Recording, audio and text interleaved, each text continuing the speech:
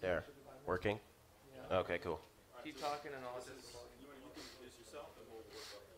Okay. I'm Andrew from News BTC.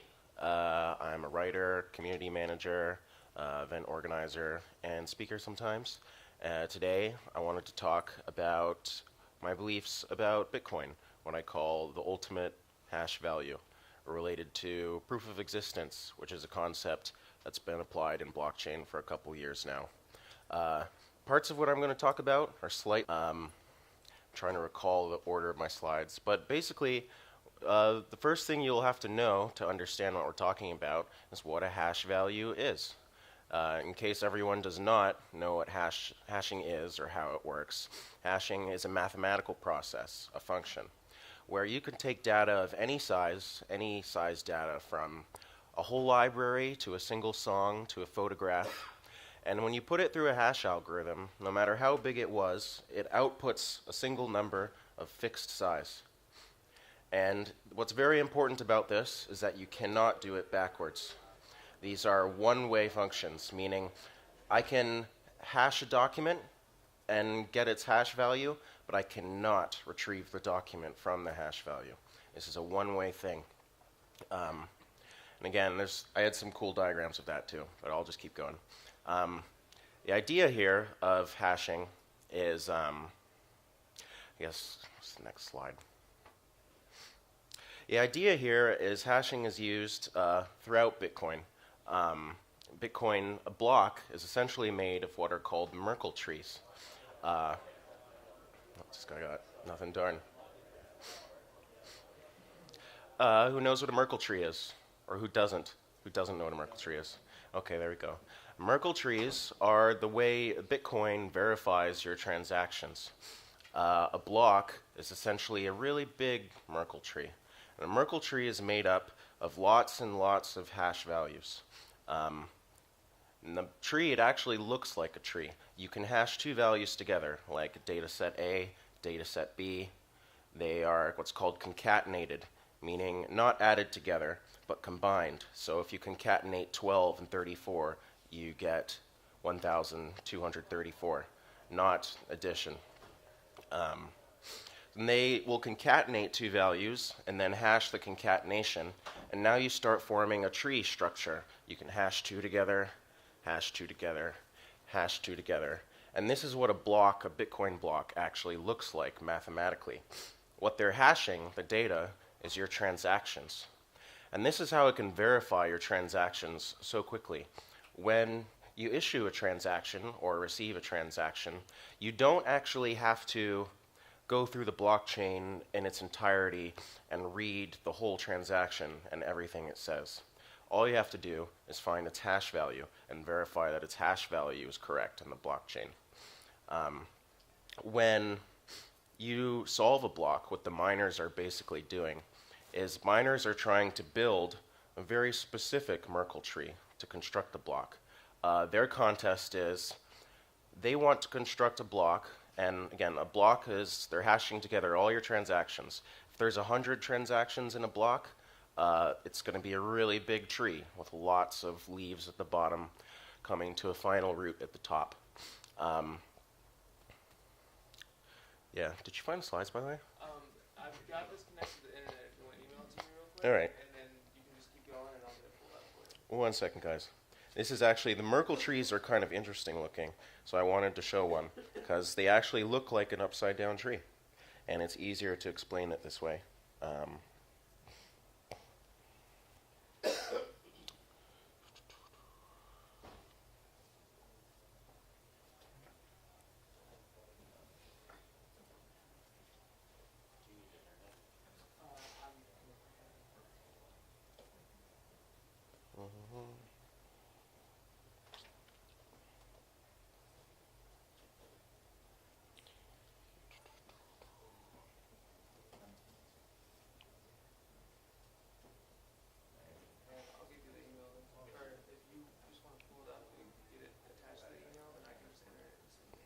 Here, just forward it.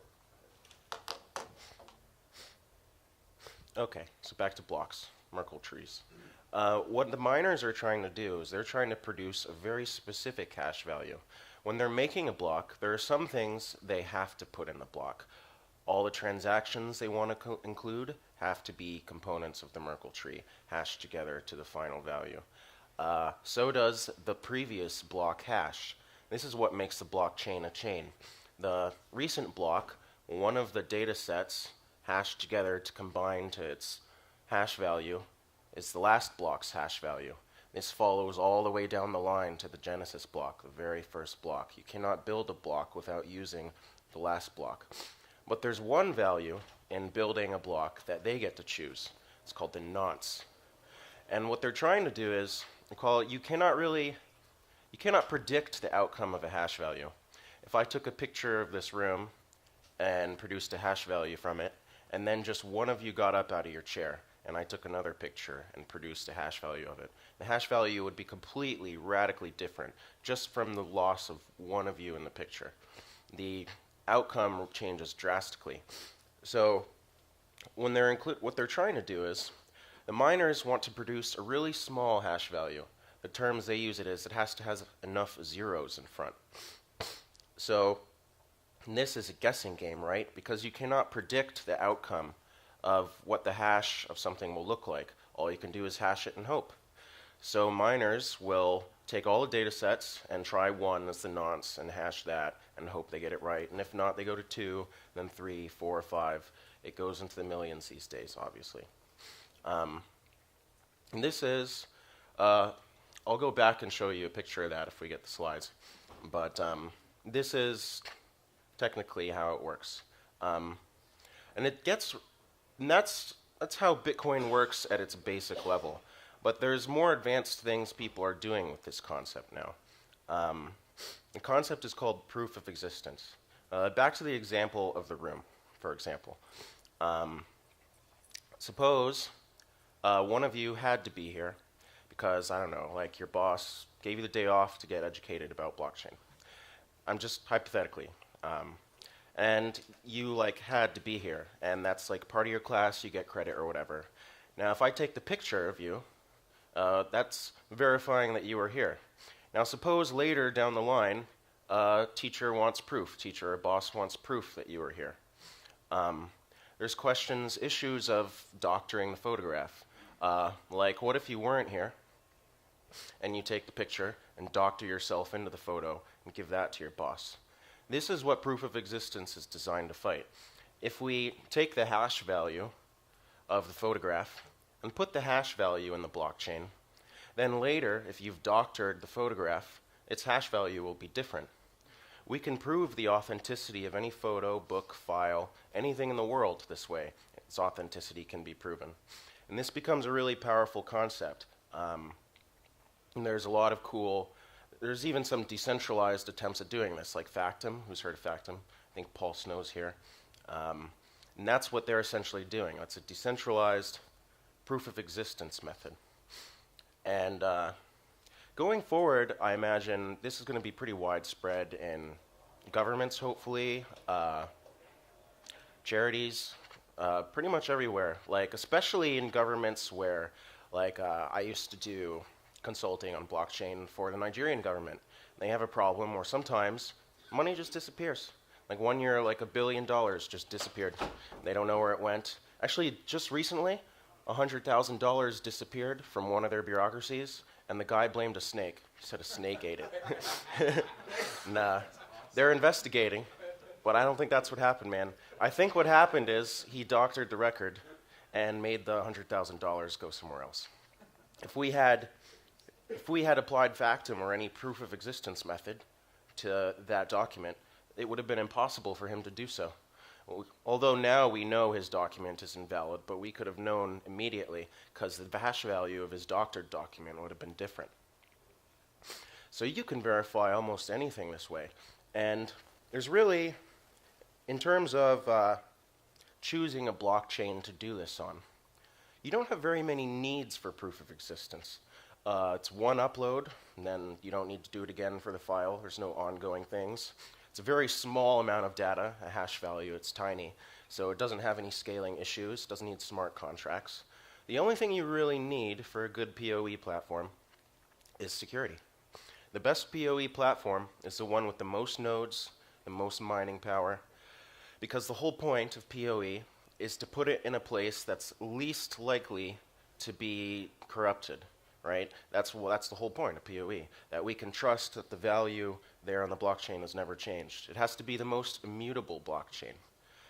Bitcoin has that in spades right now. That's why Bitcoin now, and for the short, at least until it's overthrown, Bitcoin is going to be the main PoE platform, right? And this gets really interesting to me because, if we think about how the best PoE platform is the one with the most miners and security, pretty much the dominant blockchain is probably always going to be the go-to for proof of existence. Dominant in terms of, probably we'll find going forward that network and market dominance will correspond to mining power. As prices go up, more miners, more nodes. And Bitcoin kind of has that already. And I don't see that changing, at least for the immutable short-term future. But what happens here is, recall I said that each block, so remember the top hash of a block is produced from everything inside the block. So the top hash meaning, we're going back to the tree structure that I can't show you a picture of, the data roots at the bottom. You're hashing them together. The top hash is the one at the top. Everything in a block is hashed together to make the top hash. And then that one top hash is very powerful because you can use that to verify any transaction in the block, anything at all. Not only that, but any previous block, because it also is produced from the top hash of the last block, which is produced from the top hash of the last block. So the top hash of the most recent Bitcoin block is one of the most powerful authenticators in the world, actually. If you, for example, what Factom will do now, Factom will hash Ethereum and Bitcoin into each other. And this is probably going to happen going forward. You can PoE whole blockchains. Like suppose I have a little blockchain that I'm launching. Actually, no I don't. But suppose I did. There would be concerns about, in its infancy, about 51% attacks, Sybil attacks, until it grows large enough to be defensible on its own. It would make sense to hash such a nascent blockchain and put it in the Bitcoin blockchain, such that if we try to restore our blockchain in the event of a calamity to a healthy block, then we can verify that we did it correctly by looking at the hash of the blockchain we've stored. If I've lied and changed some transactions in the restored blockchain, you would know. The hash would be different than the one in the Bitcoin blockchain.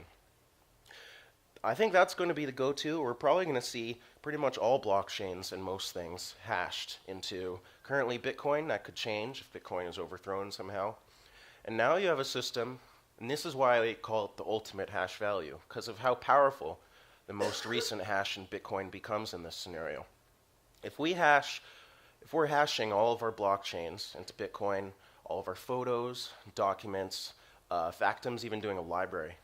This would mean that the top hash of the most recent Bitcoin block can verify almost any data in the world. Any data that's been PoE'd anywhere will ultimately find its hash in the Bitcoin blockchain.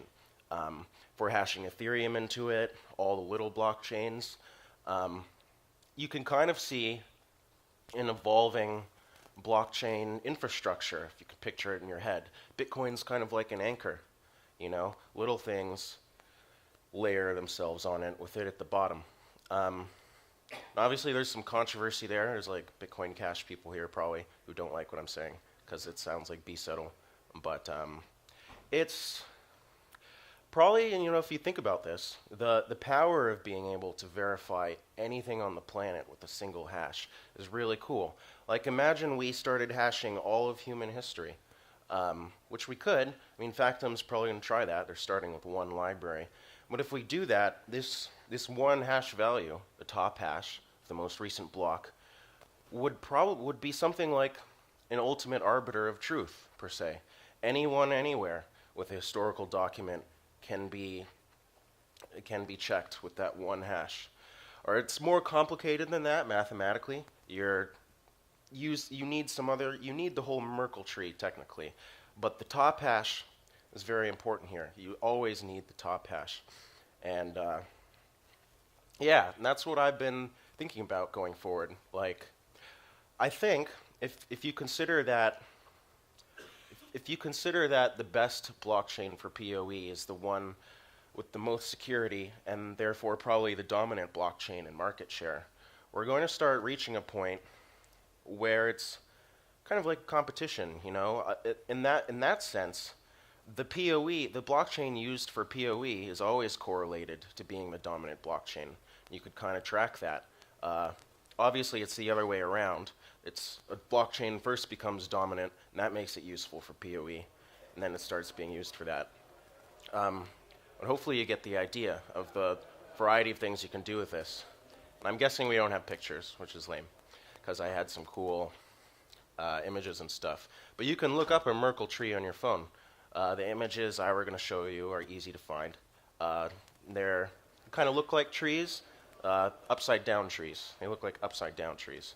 But you should try it out because it'll be really illustrative and educational for helping you understand. Oh, cool. How do you spell it? Merkle tree. Oh yeah, it's Ralph Merkle, Merkle. He patented this thing in the 60s. He's a very brilliant mathematician. He has his own website and such. This is a technology that has been used for decades now?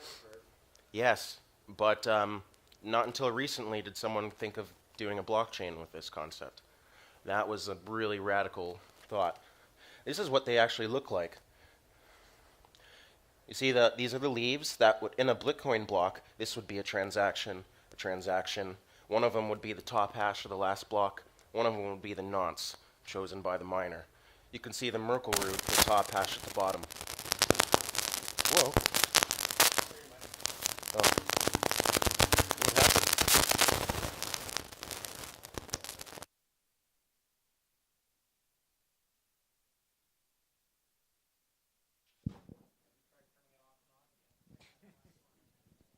Hello? Oh, this works. Cool. You should try this. You can actually probably find an image. Type in Bitcoin Merkle tree. See what comes up. It'll probably pull you up an image of what a Bitcoin block actually looks like in Merkle tree format. I don't know what you call that. Ooh. I guess that one's fine. There's lots of good ones here, but you get the idea. I like this one because it lists them as transactions. Transaction 1, 2, 3. See, it's taking your transactions. A real block has way more than that, unless the miner's lazy or malicious or something. And you see these are concatenated, not added. Concatenated, not added. Well, first they're hashed, then concatenated. And then the concatenation is hashed again. Process repeats. It's a serial, repetitive, looping process that keeps going and going until you get to the top.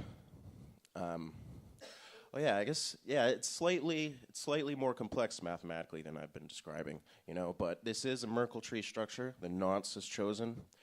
If we were to draw this out, this previous hash would be this from the last block. Yeah, you can see why they call it a tree. It kind of has.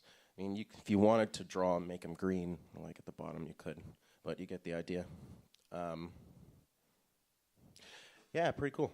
Any questions?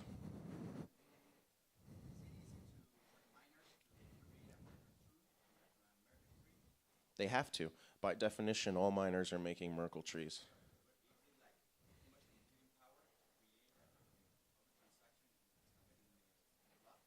No, it's not much computing power to do so.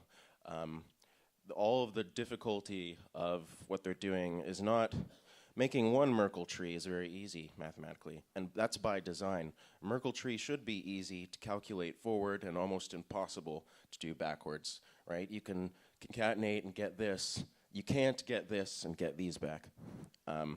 What the miner is doing is the reason it's hard for the miner is because he's not doing this once. He's doing this millions of times until he guesses correctly and gets a hash value small enough.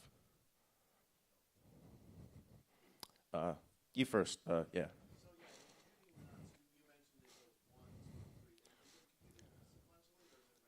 You know, I don't know actually.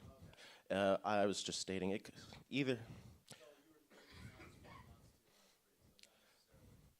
they could do 3, 7, 114 instead.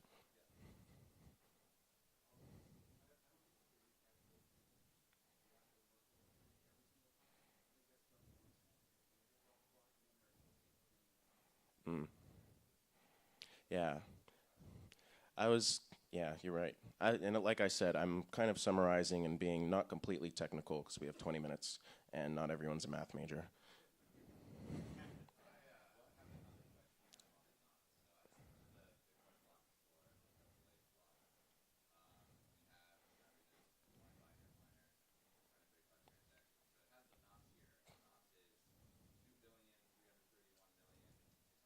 It's a lot of guesses.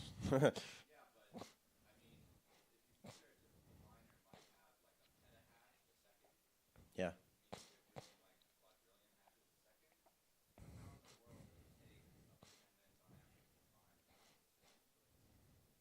Um, I don't know, and I'm also not sure it's going sequentially from one to the number it found or not. Um,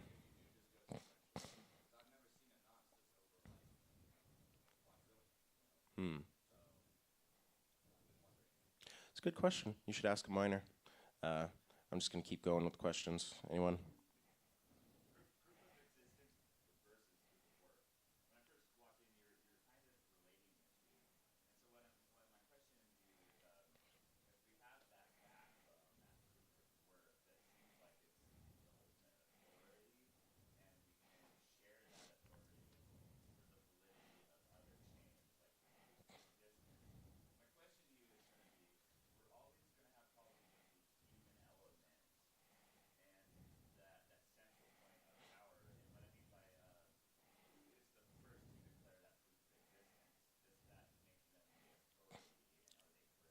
We do have to.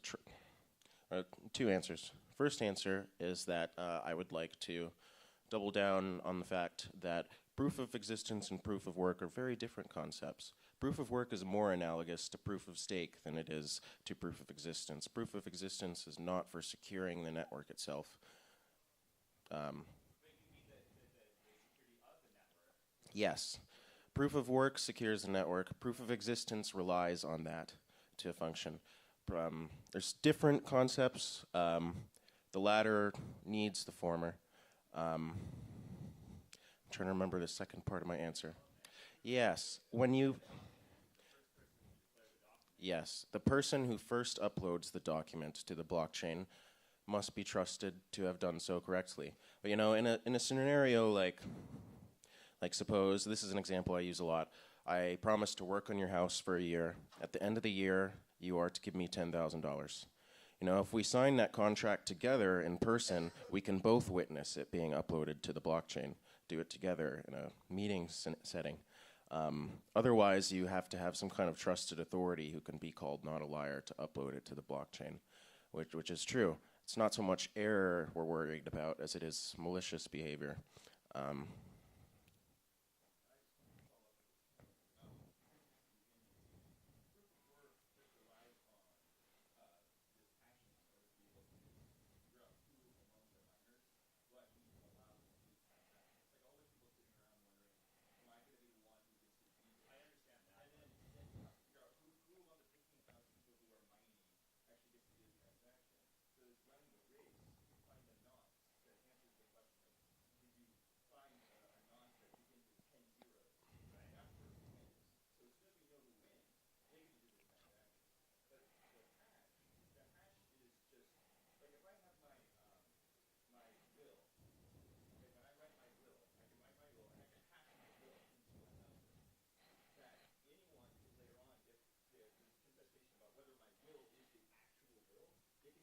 in case your kids are terrible.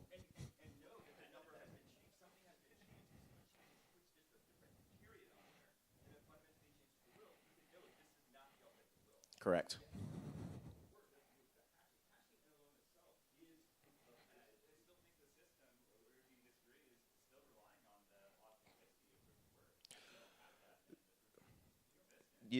In order to use the hash in the Bitcoin blockchain to verify a document, then yes, we must know that the hash placed in the blockchain is the correct one. And yes, there is some trust to that system. There's way more trust to the alternative system. And we don't need courts as so much this way. Historically, in the scenario where we disagree on me working on your house, say I change a document, mine says you give me 20 grand instead of 10. You know, that later when we disagreed, traditionally a judge would go through his files and somewhere find the actual document copy. Now we don't need him for that. You know, he gets paid too much anyway. One more? Gotta stop. Okay, sorry. One more.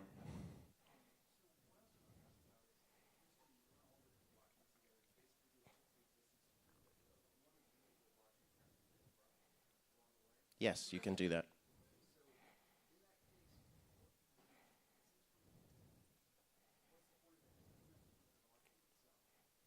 Yes, but smaller, more nascent blockchains are more susceptible to network attacks, Sybil 51%. And in that event, if you're reducing the points of failure, now you would have to 51% attack not just the nascent blockchain, but the Bitcoin one to which its hash is anchored in order to successfully corrupt the nascent blockchain, because we would know someone would store the correct blocks and we would know whose blocks are the correct ones from the hash values. I think I have to stop now.